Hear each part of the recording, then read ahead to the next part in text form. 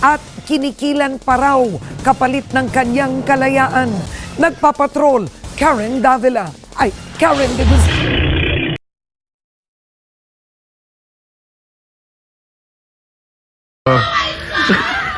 Kalayaan.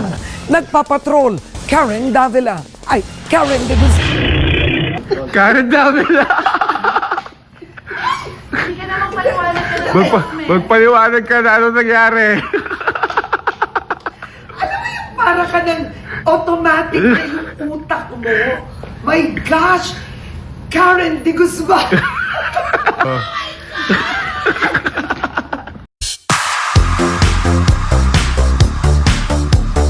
Good vibes at nakakatuwang sandali ang naganap sa live telecast ng TV Patrol nitong Martes, February 10, kung saan nagkaroon ng blooper ang batikang news anchor na si Karen Davila.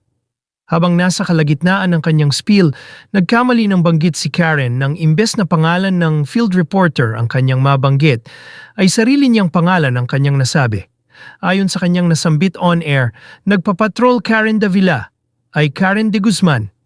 Agad na nakaaliw ang naturang eksena sa mga manonood at hindi rin pinalampas ng ABS-CBN News na ibahagi sa Facebook ang behind-the-scenes na reaksyon ni Karen matapos ang kanyang maliit na pagkakamali. Sa naturang clip, pabirong paliwanag ng news anchor. Alam mo yung parang automatic na yung utak mo. My gosh, Karen de Guzman! Hindi nagtagal, kumalat at naging viral sa social media ang nasabing blooper na umani ng tawanan at positibong reaksyon mula sa netizens.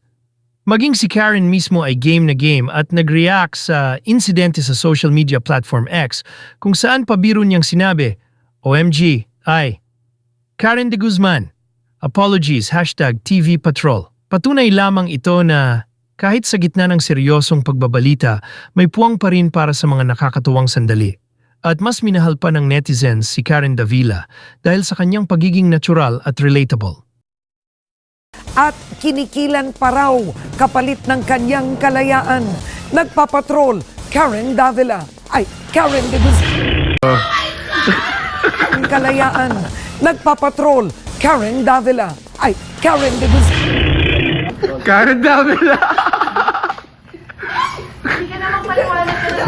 Magpaliwanag ka na ano nangyari. Para ka ng automatic na yung utak mo. My gosh! Karen de Guzman!